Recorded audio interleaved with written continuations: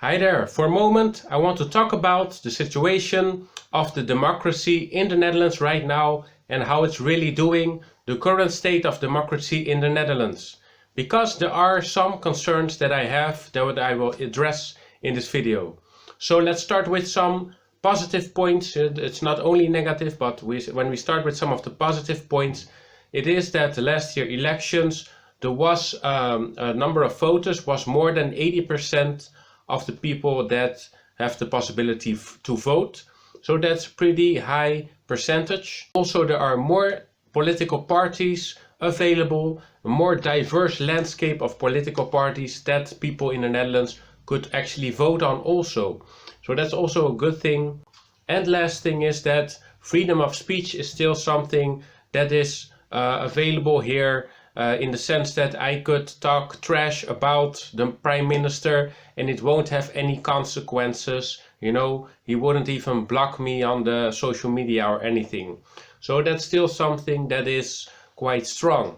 But there are also some developments that are not positive, that are negative for the democracy.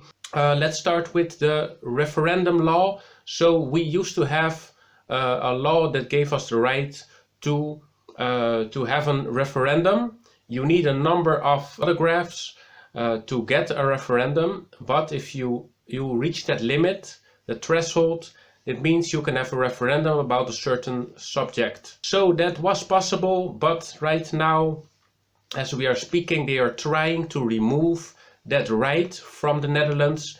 They completely want to do away with any referendum possibility. So even the party that was once, really fighting for referendums in the past, they are trying to kill the referendum. So that's something that's going on right now, and we probably won't have any option to hold a referendum anymore in the future. The other thing is that there's a new law in place since the 1st of May this year that makes it possible for secret services to really tap into everything from the normal people. Like they can hack our internet, they can listen to our phones, they can check our mails, our messages, they can check anything that they want. They have the right to do that.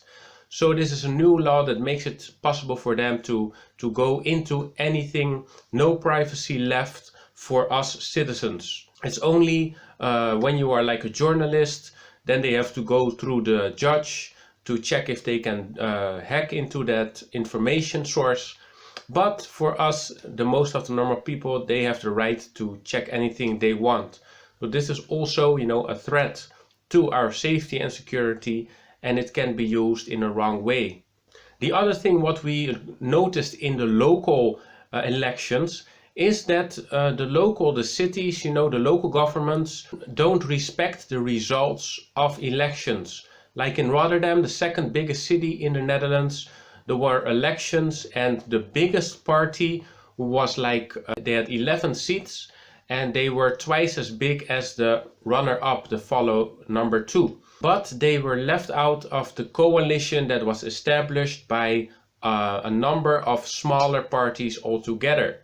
And this happens in several places, if some of these parties, they don't like to work with a certain party, even though they became the biggest one, they won in that city or place, they don't want to work with them. They had a ridiculous reason not to work with them in Rotterdam. It is just because they were working together with another party that apparently they didn't like.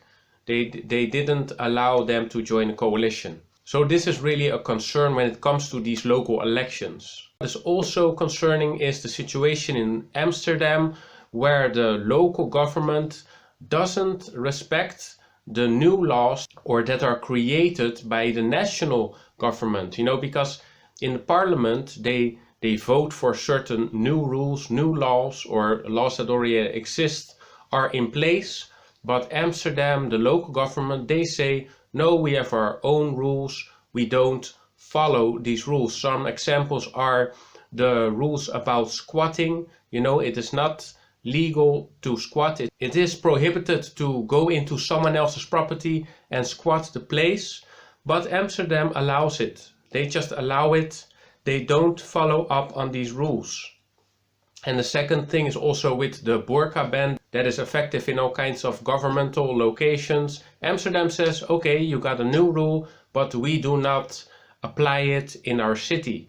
So this is a very strange situation, you know. New laws are created through democratic process, but city, they decide for themselves and they just say, no, we ignore this rule, we ignore these laws. So this is also something very concerning.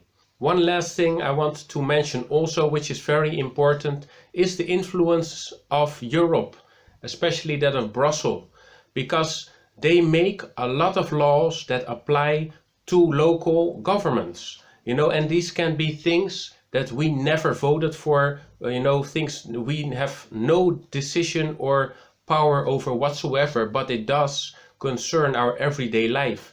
You know, they come with rules for the, you know, the sticks for your ears, you can clean your ears. They have rules that you cannot make them of plastic anymore, but they are, you know, there are even worse ridiculous rules that they set up for the Netherlands and for other European countries.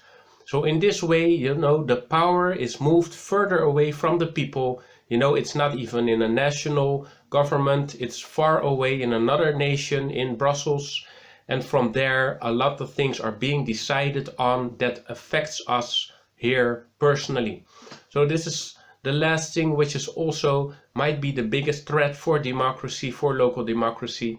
And the situation right now, and I hope things will improve someday again, so that the people are being listened to much better again. So that's it for today. Hope to see you next time.